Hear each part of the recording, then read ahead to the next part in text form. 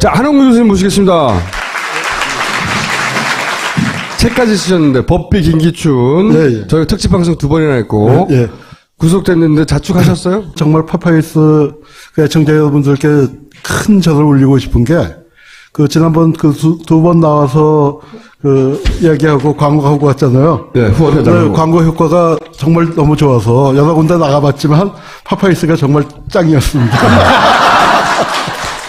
정말 감사드립니다. 김기춘이 설마, 본인도 예. 설마 자기가 해왔던 일들의 이 규모가 있는데 블랙리스트로 감옥 갈지는 몰랐을 거예요, 진짜로. 제가 김기춘 전의 저자로서 네. 참 참담했습니다. 저분이 하신 얘기가 얼마나 많은데 겨우 블랙리스트로. 인생 말년에 저걸로 가나. 저는 김기춘의 수감 기간은 중요하지 않다고 생각해요. 김기춘이 하면 다 빠져나간다. 김기춘이 하면 다 이긴다. 이 신화가 깨진 거예요. 그걸로 김기춘 역할은 이제 끝났다고 보고, 네, 정치적 생명 끝났다고 봐요. 그 의미가 굉장히 큰 구속이라고 보고. 근데 이제, 그때 이제 반헌법, 반헌법? 행위자 열전. 네, 행위자 열전. 김기춘 하나가 아니라 수백 명을 하신다고. 예, 예. 그러셨잖아요. 예. 누가 반헌법 행위자인가? 예. 기준이 어떻게 됩니까? 고르고 골라서, 이제 이제 지금 녹화 중인데, 네. 내일 아침에 발표를 합니다. 목요일 날. 예, 목요일 날 아침에 발표하는데 이 책에 이 땅에 누적된 적폐는 여기 다 있다. 네. 그래서 여기 405명을 뽑는데, 405명. 예, 300명 뽑으려고 했는데, 경쟁이 너무 치열해서, 뺄 수가 없어요, 뺄 수가. 뺄 수가 없고, 기준이 더군다나, 기준. 기준은 이제 우리가 분야를 우선 민간인 학살, 내란, 부정선거, 고문조작 4개를 했는데, 거기에 2개가 더 추가되어 있습니다. 하나는 언론 쪽에서 강력하게 언론 탄압을 안 쓸 수 없다. 언론 가 탄압. 됐고, 네. 그 다음에, 박근혜 최순실 국정농단 사태가 벌어지면서 최근 사례가 안 들어갈 수가 없다. 그래서 이제 할 수 없이 최근 것까지 넣다가 보니까 한 100몇십 명이 추가가 돼서 책이 굉장히 두꺼워졌습니다. 좀 구체적으로 400명을 이제 분류해서 말씀해 주시면. 예, 판사님들이 40명.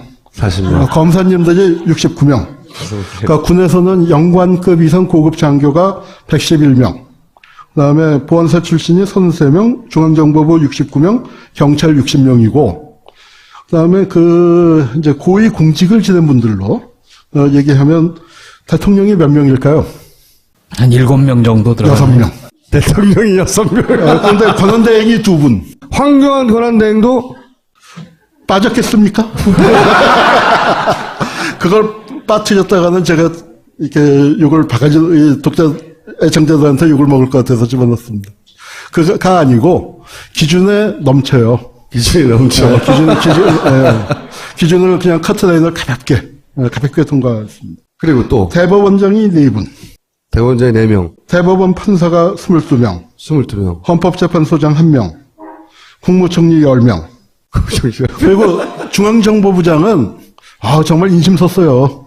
사실은 다 들어가야 하는데 15명만 추렸습니다. 그 중에서. 그리고 검찰총장 8명, 보안사령관 8명, 장관 79명, 국회의원 70명, 시한국장, 경찰청장급 시한본부장에서 17명 등등 그렇게 해서. 안 들어간 사람을 받쳐다야 될 것 같은데. 아니, 그러니까 여기서 탈락한 사람들 중에 아마 탈락자 명단만 따로 발표해도 재밌을 것 같아요. 아차아차. 네. 아슬아슬하게 맞은 사람들.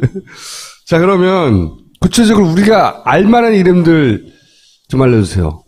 저희도 참 놀랐어요. 저희도 이걸 넣어야 하나 말아야 하나 하는데 워낙 기준을 황교안이보다 훨씬 더 우수한 성적으로 통과하셨기 때문에 도저히 어떻게 할 수가 없어서 저희가 이제 지금 하는 거는 집중 검토 대상자입니다.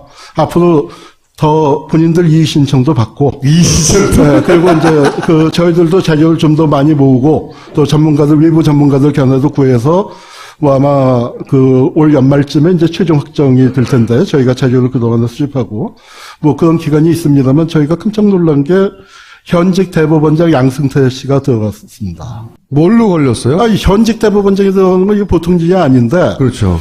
이제 간첩 사건만 6건이에요.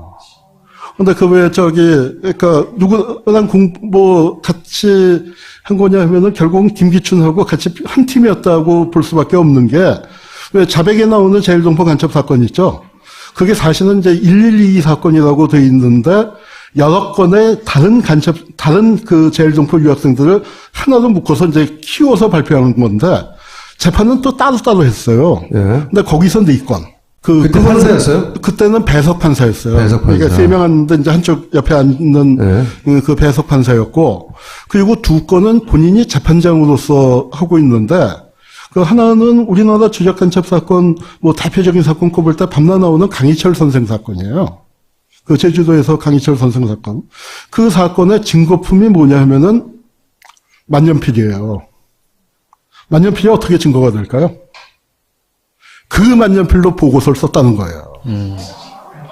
그러니까 그 보고서가 증거품이 된다면 또 몰라요.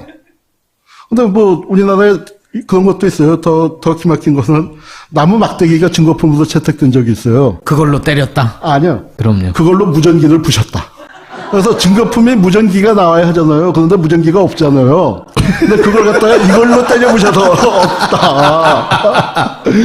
그런데 그런 판결을 6건을, 간첩 사건에 6건을 했는데, 2건은 재심에서 무죄가 나왔고, 1건은 재심 개시가 결정됐고, 제일동포 사건 3건은 똑같은 사건에서 1건 무죄가 나왔으니까, 이거는 이제 하면은 본인들, 피해자들이 본인이 유죄를 냈거나 유죄가 났던 재판에 참여했는데, 예, 2건은 이미 무죄가 나왔고, 무죄가 났고, 1건은 그 재심 결정해서 이제 절차를 밟고 있고, 3건은 피해자들이 준비 중인데, 그 유사한 사건 같이 걸렸던 사건에서 1건이 이미 무죄가 났기 때문에 당연히 무죄가 나올 걸로 예상이 됩니다. 그리고 또 무슨 사건들이 있습니까? 아니, 그리고 이제 저희가 이게 이제 얼마나 그 기준이 높은 거냐 하면, 여기에 이름을 넣기가 얼마나 힘드냐 하면은, 여러분들 유신 때 긴급조치 다 아시죠?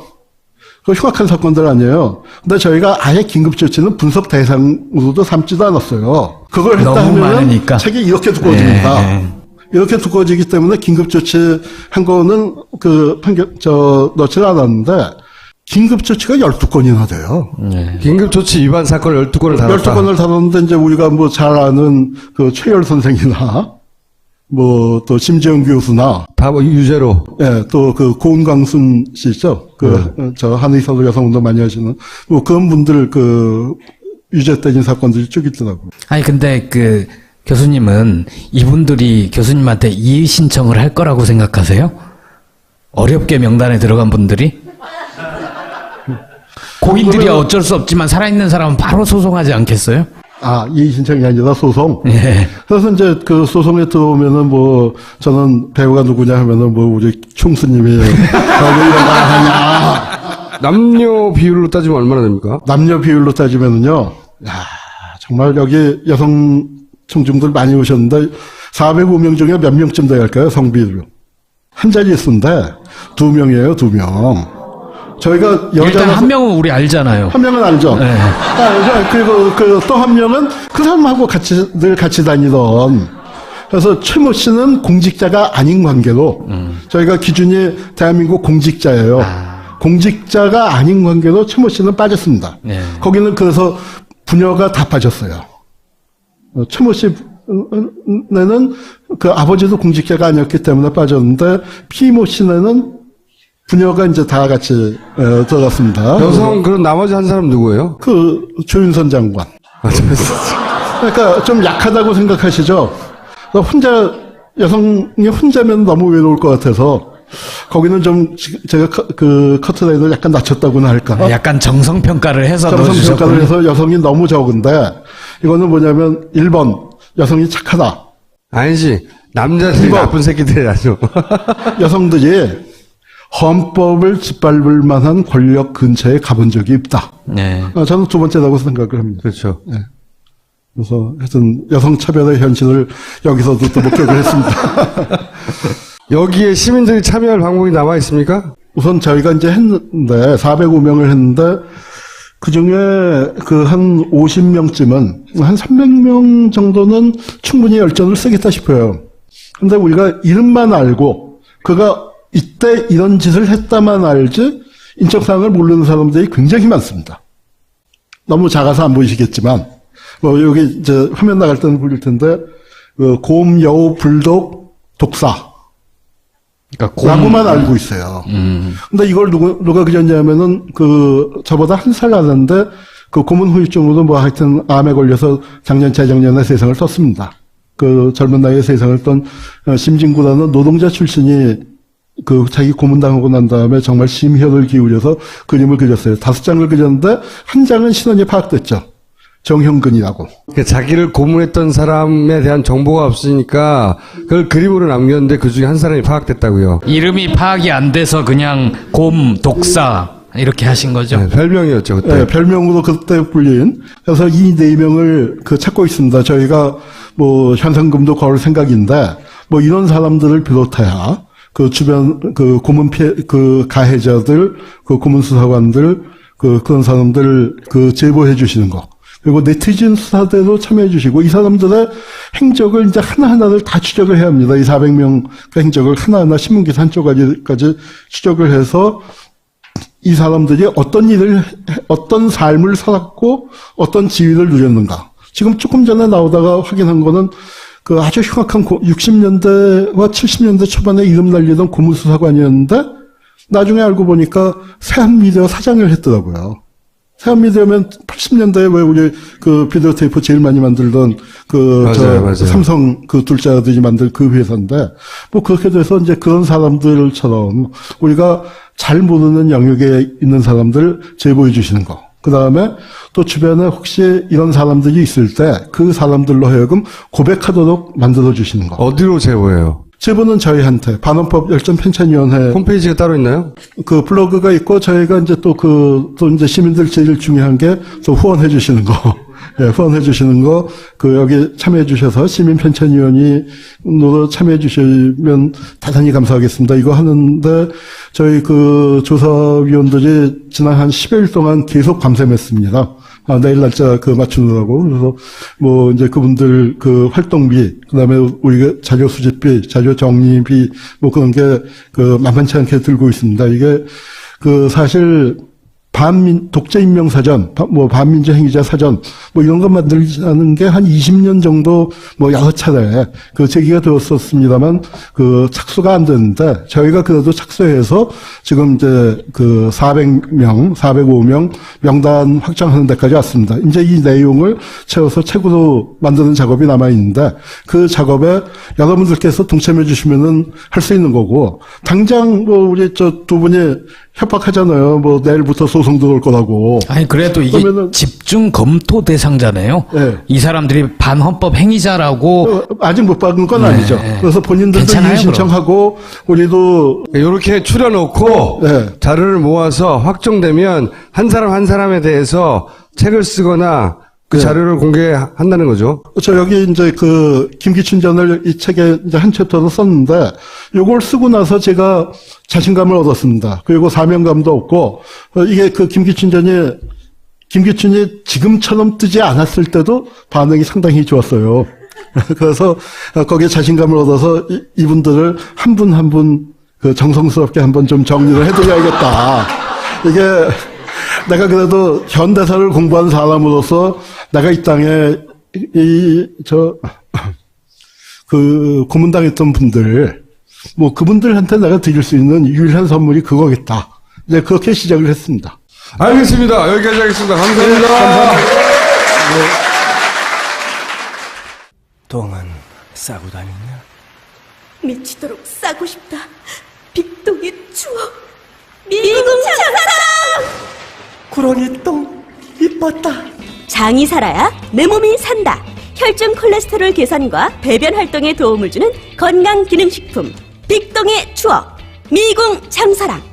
지금 딴지마켓에서 만나실 수 있습니다. 당신에게 파인프라는 어떤 치약인가요? 단순히 비싼 치약인가요? 구강 관리의 혁신, 잇몸 질환과 구취에서 자유로운 프리미엄 기능성 치약 파인프라로 당신의 치아와 잇몸에 하루 3번 건강을 선물하세요. 딴지마켓에 오시면 파인프라 치약과 파나세아 샴푸, 비누까지 만나실 수 있습니다. 로서 네. 참 참담했습니다. 저분이 하신 얘기가 얼마나 많은데 겨우 블랙리스트로. 인생 말년에 저걸로 가나. 저는 김기춘의 수감 기간은 중요하지 않다고 생각해요. 김기춘이 하면 다 빠져나간다. 김기춘이 하면 다 이긴다. 이 신화가 깨진 거예요. 그걸로 김기춘 역할은 이제 끝났다고 보고, 네, 정치적 생명 끝났다고 봐요. 그 의미가 굉장히 큰 구속이라고 보고. 근데 이제, 그때 이제 반헌법, 반헌법? 행위자 열전. 네, 행위자 열전. 김기춘 하나가 아니라 수백 명을 하신다고. 예. 그러셨잖아요. 예. 누가 반헌법 행위자인가? 예. 자, 한홍구 교수님 모시겠습니다. 책까지 쓰셨는데, 법비 김기춘. 예, 예. 저희가 특집 방송 2번이나 했고. 예. 구속됐는데 자축하셨어요? 정말 파파이스 그 애청자 여러분들께 큰 절을 올리고 싶은 게, 지난번 두 번 나와서 이야기하고 광고하고 왔잖아요. 네, 후원해달라고. 광고 효과가 정말 너무 좋아서 여러 군데 나가봤지만 파파이스가 정말 짱이었습니다. 정말 감사드립니다. 김기춘이 설마, 본인도 예. 설마 자기가 해왔던 일들의 이 규모가 있는데, 블랙리스트로 감옥 갈지는 몰랐을 거예요, 진짜로. 제가 김기춘 전에 기준이 어떻게 됩니까? 고르고 골라서, 이제 내일, 이제 지금 녹화 중인데, 네. 내일 아침에 발표를 합니다. 목요일 날. 네, 목요일 날 아침에 발표하는데 이 책에 이 땅에 누적된 적폐는 여기 다 있다. 네. 그래서 여기